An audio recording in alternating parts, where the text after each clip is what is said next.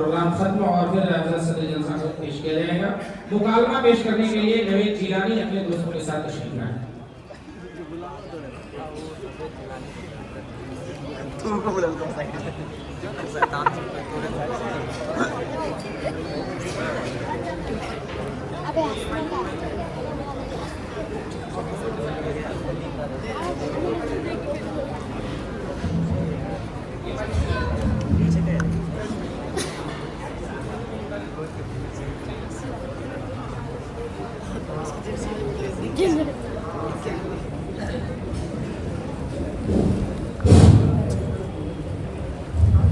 अस्सलामु अलैकुम व रहमतुल्लाहि व बरकातुहू। वालेकुम अस्सलाम व रहमतुल्लाहि व बरकातुहू। कल्लू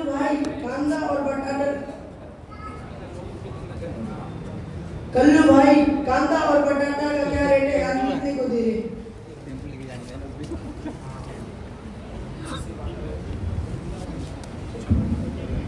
रस्ते का माल सस्ते में, आज का खास ऑफर, कुछ भी लो 90 रुपए किलो। अरे कल्लू भाई, ये तो अंधेर नगरी चौपट राज है। अरे कल्लू भाई,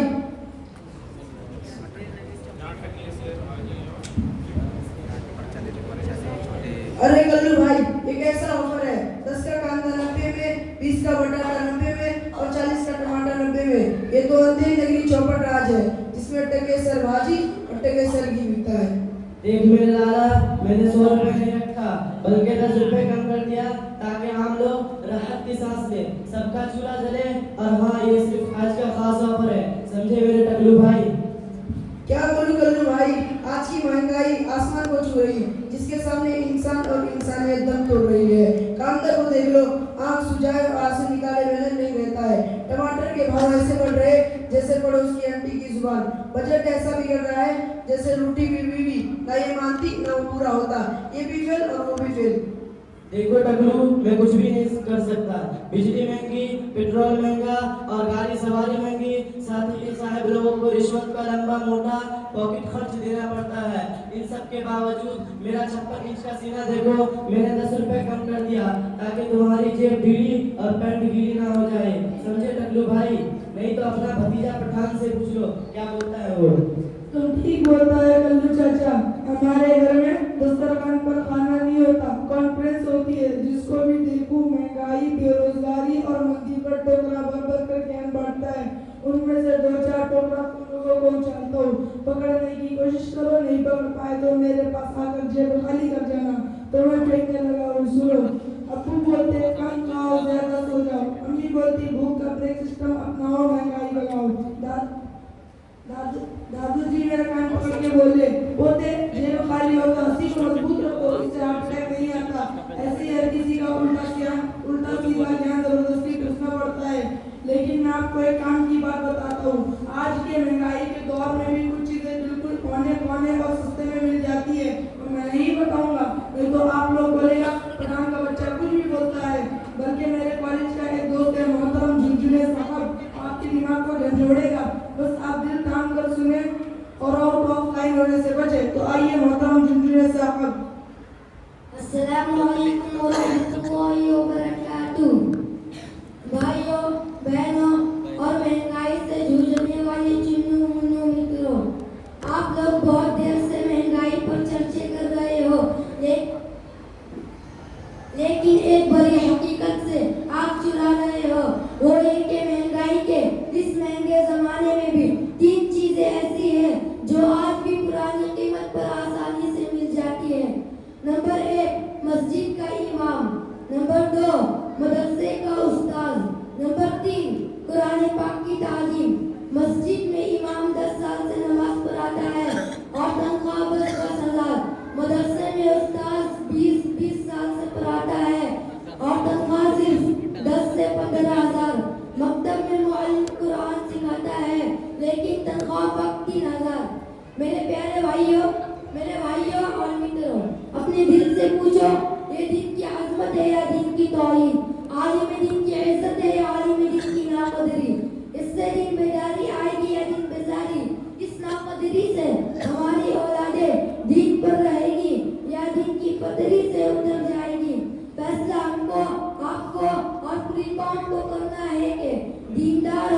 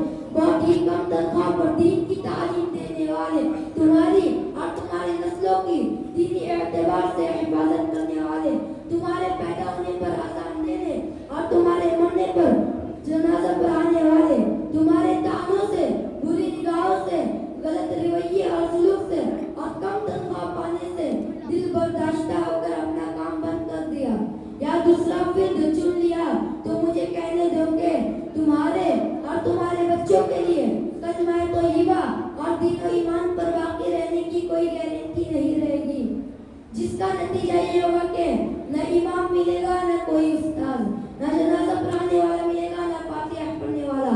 और इसी वजह से आज के उलमा, आइम्मा और मदरसे के मुदर्रिसीन हजरात कौम मुस्लिम के जालिमाना रवैये और दिल को जख्मी करने वाले फैसले की वजह से अपनी औलादों को मदरसा पढ़ाने के बजाय स्कूल, कॉलेज और यूनिवर्सिटी में पढ़ा रहे हैं।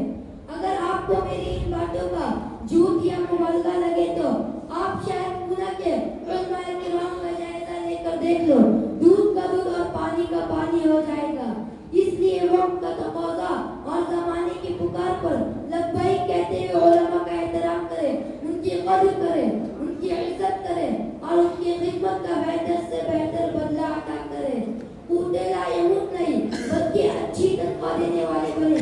इस तरह दीन की हिफाजत में हम अपना हिस्सा डालें, क्योंकि ये वो लोग हैं जो एहतिजाज, धरना और हड़ताल पर नहीं बैठते, जो अपने हाल और हुलिये से ये कहना चाहते हैं कि तरक्की की फसल लंबी काट लेते, तरक्की की फसल लंबी काट लेते, थोड़े से तलवे अगर हम भी चाट लेते।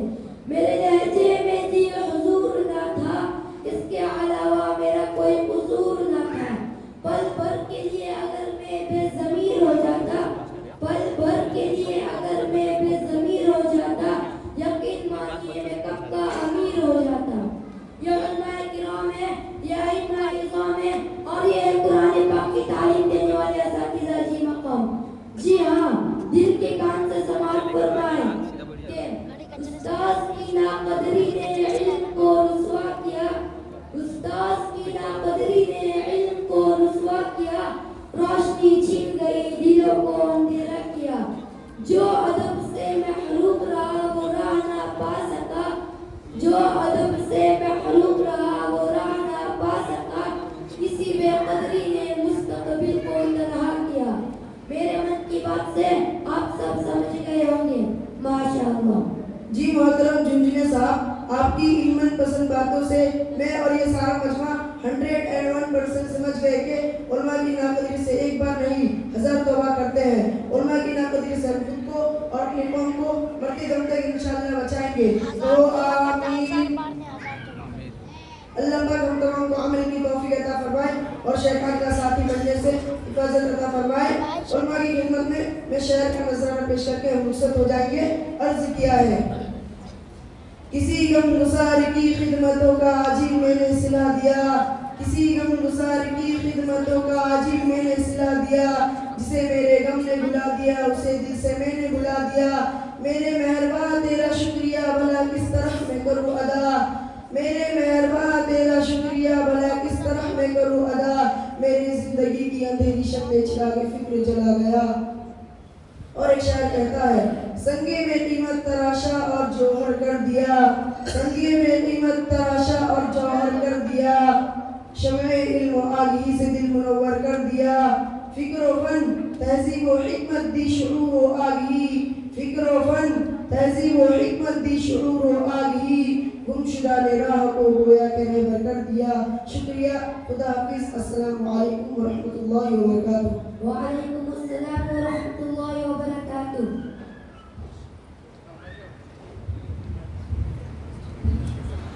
अब मैं इस मजलिस ये